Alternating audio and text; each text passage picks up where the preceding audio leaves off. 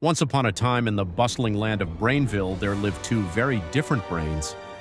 One was called Big Brain Benny, and the other was a curious, smaller one named Little Learner Lily. Benny was huge, like a library filled with all the world's books. But poor Lily? She was just a small backpack filled with a few notebooks and pencils. Yet both of them had a very important mission: to become the best at recognizing things in the world, like animals, cars, letters, and words. Now, even though Benny knew a lot, there was a big problem. Whenever he tried to help people by telling them what he recognized, he took a really long time. "Wait a minute, or two. Okay, I almost have it," Benny would say as he tried to search through all his knowledge. People loved Benny, but in a world where everyone was in a hurry, speed mattered. One day, the mayor of Brainville gathered all the brains together. "Benny," the mayor said, "you're amazing, but you take way too long. We need someone who can make quick guesses when people ask things, someone fast like Lily."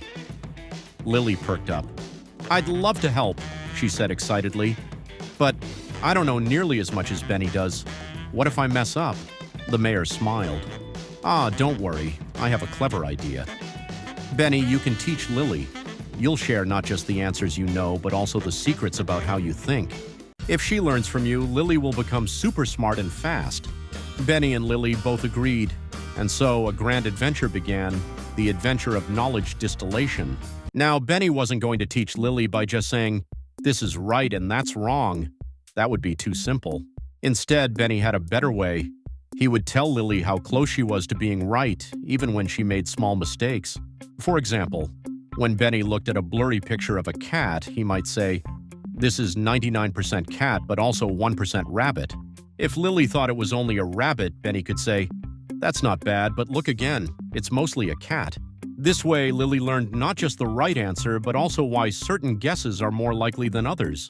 These little hints from Benny were called soft targets, because they gave Lily a softer, more helpful answer than just saying, "wrong." But there was a problem. Benny's answers were so detailed and complicated that Lily still found it hard to understand. So Benny came up with another clever idea. "I'll use a magic knob called temperature," he said. "This magic knob would make my answers easier to understand by spreading out my guesses. If I think a picture is mostly a cat but a little bit like a rabbit, I'll say 80% cat, 20% rabbit, instead of just 99% cat." With the magic knob of temperature turned up, Lily could learn faster without getting confused by two tiny details. Benny gave Lily lots of practice pictures, and Lily tried her best to guess what each picture was. Sometimes she guessed right, and sometimes she guessed close. But every time, Benny gave her a soft target to help her improve. After a while, Lily started getting really good. Even though she wasn't as big and slow as Benny, she knew almost everything he did and could answer quickly when someone asked, "What's this?" Benny and Lily decided to visit Mnis Town, a strange place where everyone looked like numbers. There were lots of people shaped like ones, 2s, 3s, all the way to 9s. Benny knew exactly who was who, but it was Lily's turn to guess the numbers as fast as she could. But oh no, she suddenly realized she had never seen a 3 before. Did Lily panic? Nope. She thought back to all the hints Benny had given her. She thought, if this shape looks like a curvy 2 and a bendy 8, it must be a 3. And guess what? She was right. Next, Benny and Lily entered Speech Mountain, a place where they had to recognize spoken words as fast as possible. Benny brought along 10 of his best friends, and together they were amazing. But when they raced, Lily was the only one fast enough to win. With Benny's knowledge tucked inside her, Lily could recognize words almost as well as all 10 of Benny's friends combined, and she did it faster than anyone else. Before their journey ended, the mayor gave Lily and Benny one final mission. In the faraway city of JFT lived thousands of different creatures, from tea parties and cars to bridges and animals. There were too many things for one brain to know all by itself, so Benny and Lily called for help. They gathered a team of specialists, brains that each knew a lot about one specific thing. One brain became an expert in cars, another became an expert in bridges, yet another knew everything about animals. The specialists worked together with Benny and Lily, and together they became the smartest and fastest team in all of Brainville. In the end, Lily the Little Learner became a hero of Brainville. She could recognize anything, numbers, words, animals, you name it, and she could do it quickly and accurately. And just like that, Benny and Lily showed us the magic of learning and teamwork. But what does their adventure really mean in the world of machine learning? Let's take a look behind the scenes and see how their story relates to advanced AI concepts. In machine learning, large models, like Benny, are highly accurate but slow and impractical for many real-world applications. The solution? We need smaller, faster models, just like Lily, capable of making quick decisions without losing accuracy. Large neural networks or ensemble models perform well but require high computational power. These models are impractical for applications that demand real-time responses or need to run on devices with limited resources, such as mobile phones or IoT devices. Now, let's talk about what Benny really did when he shared his knowledge with Lily. It wasn't just about giving her answers, it was about teaching her how to think like him. Knowledge distillation transfers the knowledge of a large, complex model, teacher, to a smaller, lightweight model, student. Instead of hard labels, binary feedback like right or wrong, the teacher model provides soft targets, probability distributions, that reveal how confident the model is about each prediction. Think about the part where Benny told Lily that a picture was 99% cat and 1% rabbit. This is exactly what happens in knowledge distillation. The model learns not just the answer, but also how confident the original model was in similar alternatives. Soft targets contain richer information about the relationships between different classes.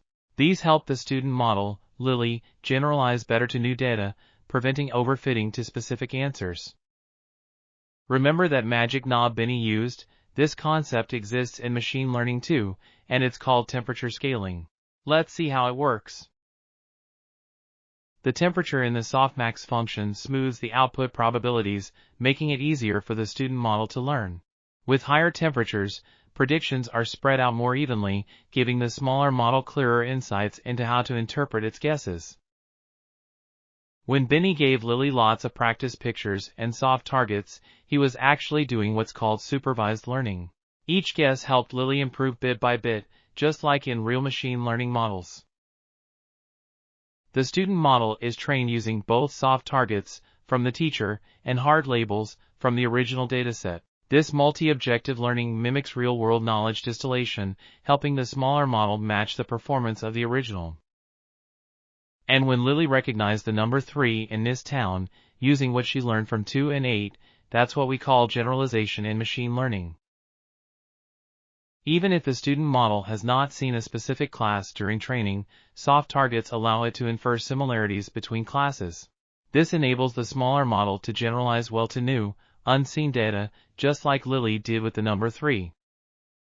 And then came the speech mountain race. With Benny's knowledge inside her, Lily ran faster than anyone else, and this is exactly what happens when knowledge distillation is done right.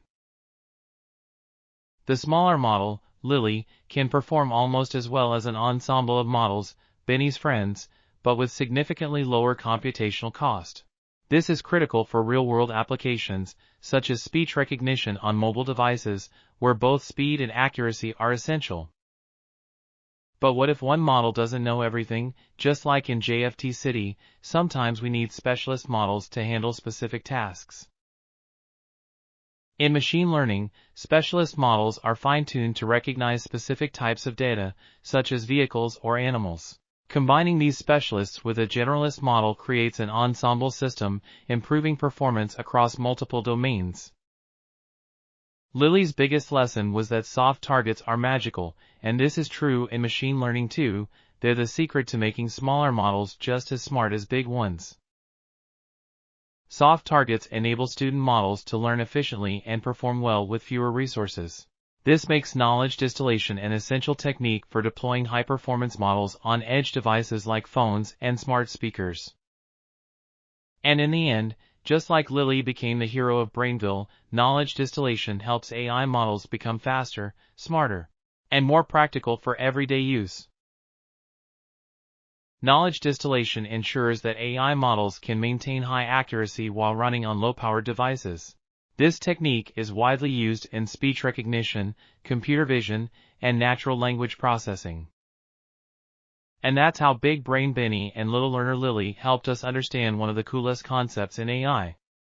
Want to dive deeper into machine learning? Hit that like button, subscribe, and stay tuned for more.